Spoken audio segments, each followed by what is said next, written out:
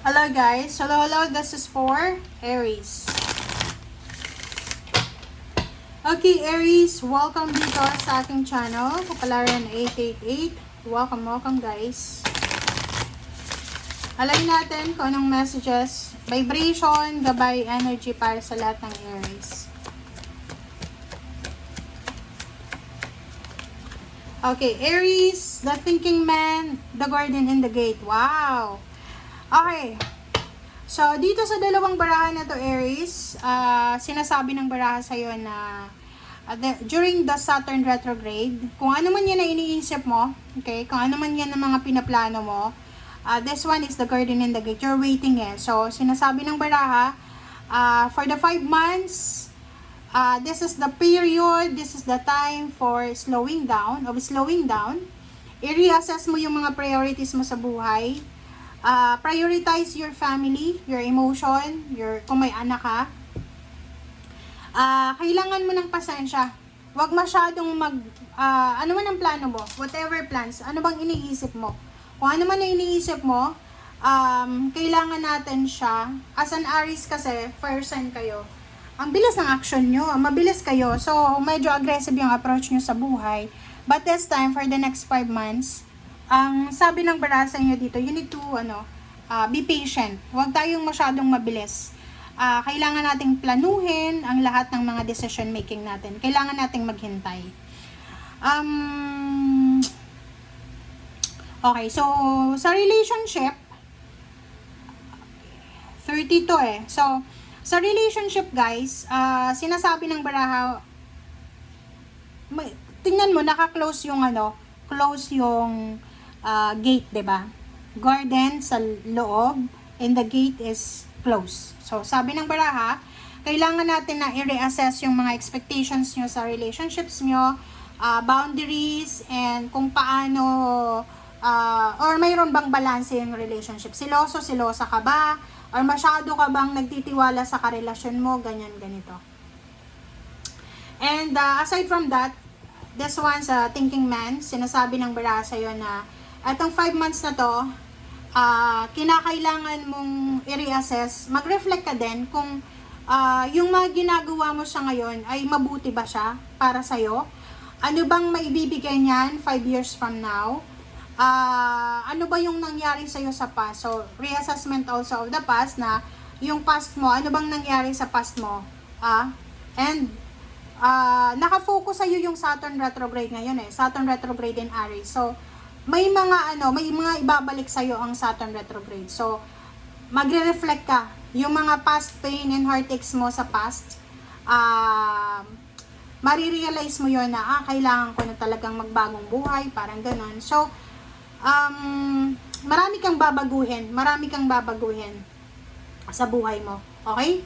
And at the same time, nakikita ko sa iyo dito na yung mga bad habits mo, may mga bisyo ka ba or whatsoever, sinasabi ng baraha sa'yo, siguro nahihirapan ka na alisin yan, but the Saturn retrograde, bibigyan ka niya ng pagkakataon para mag-reflect, para mag-isip. Okay? And sinasabi ng baraha dito na may mga bagay-bagay ka na kailangan tapusin, and disiplina sa pera, yun ang nakikita natin. Siguro dati wala kang disiplina sa pera, sa oras, ngayon magkakaroon ka na ng disiplina.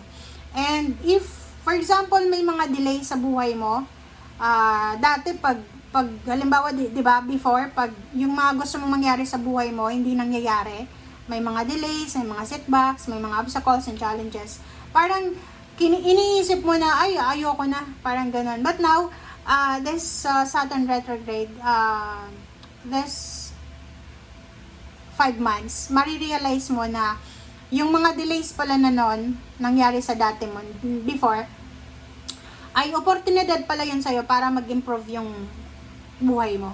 Or kung ano ka ngayon, parang ganun. So, yung mga nangyaring hindi maganda sa buhay mo before, marirealize mo ngayon na, kailangan pala yun para maging mabuti akong tao, para magbago ako, parang ganun. Okay? Alright. Aries.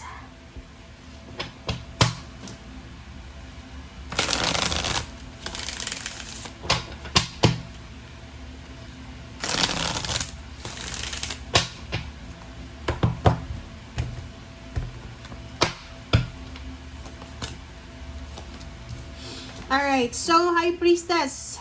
Okay. So, sinasabi ng baraha sa'yo dito, this is all about your future plans. So, yun. Tapusin mo muna. Tapusin mo muna yung kung ano yung mga sinimulan mo sa ngayon bago ka mag-jump sa sisimulan mo. Okay? Reverse yung yung strength. So, yun, sinasabi ng baraha, tama to. Pag-isipan natin ng mabuti lahat ng decision making natin. Huwag tayong tatalon sa isang direksyon na huwag kang magte-take ng risk. Yun yung pinaka-simpleng message niya.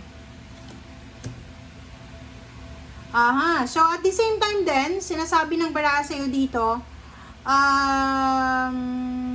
yun, puro reflection. So, yung past mo, yung nangyari sa'yo sa past, may mga nangyari sa inyo sa past na siguro during that time na nandun ka sa past na yon, parang iniisip mo na, ay hindi ka lucky, you're not grateful, malas ka, ganyan, ganito. But during this Saturn retrograde, babalikan mo yan eh. 'Di ba? May mga nights and days ka ngayon, from July hanggang December, na babalikan mo yun eh. Parang iisipin mo na, yung nangyari sa akin doon sa panahon na yon, ay yun pala yung nagbigay sa akin ng strength ngayon, ng power ngayon, ng parang motivation ngayon, parang ganun.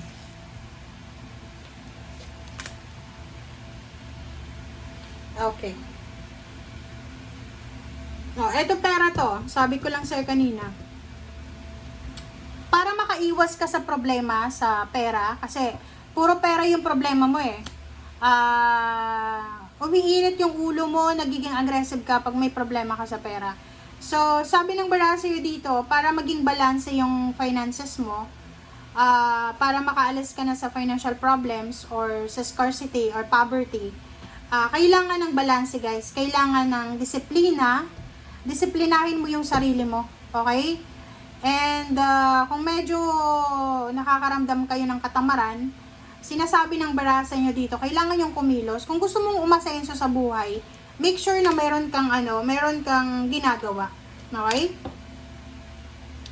Yung iba sa inyo dyan, posibleng yun, yung iba masyadong natatagalan sa mga victory and success nila. Yung parang iniisip mo, bakit yung kapitbahay namin, pareho lang naman kami ng trabaho, pero hindi ako successful, siya promoted na. So parang ganun, kini-question mo yung kakayahan mo.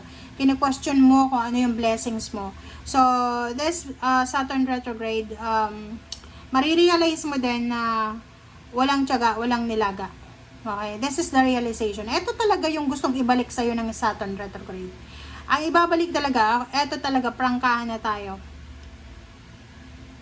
Ang ibabalik sa'yo ng Saturn retrograde, kung anong nangyari sa'yo sa nakaraan, ipapakita niya sa'yo ngayon na kung gusto mo bumalik doon sa masalimuot mong past, gawin mo ulit yun. Gawin mo ulit. Pero, kung gusto mo na ng bagong buhay, simulan mo na siya ngayon. Magbago ka na.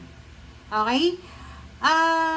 Kung gusto mong umasenso, gusto mong ma-promote, gusto mong maging financially stable, sabi ng baraha dito, magpagod ka. Okay? Walang free money dito sa mundo. Walang overnight success. Walang easy money. Lahat yan. Okay? Kung gusto nyo ng easy money, mabilis din. Easy din. Papunta doon sa kulungan. 'Di ba? So, sabi ng baraha sa'yo dito, Aries, makinig ka ha. Kasi, masyadong aggressive yung approach ng baraha mo. Na sinasabi sa inyo, parang personal reading to eh. Iwasan natin yung sobrang mabilis. Mabilis tayong magalit, mabilis tayong magplano. Ngayon plano mo lang, tapos mamaya execute mo na. No. Be patient. Huwag masyadong speedy, huwag masyadong mabilis. Diba? Gusto mo ba na palagi kang famous? Gusto mo ba na palagi kang pinag-uusapan ng buong komunidad, ng buong barangay nyo? Long time ago siguro, sa past mo, naging subject ka ng barangay mo. Pwedeng sumikat ka dahil sa nakulong ka ba? Ano ba? May ginawa kang labag sa batas or whatsoever. And yun yung ibabalik sa'yo ng Saturn retrograde ngayon na thoughts. Okay? May mga situation this 5 months na ibabalik sa'yo. Ano? Gusto mo ulit? Mangyari yun sa'yo? So go, gawin mo. Diba? Parang ganun. So, hinahamon ka ng Saturn retrograde. Kaya, kung ano man ang mangyari sa'yo, this 5 months na to, nasa iyo na yon. Okay? Ikaw nang bahala. Ikaw yung nakakaalam kung ano yung magagawa mo. Kasi ikaw yung naka-experience ng trauma na yan few years ago. Okay? Thank you guys. Bye!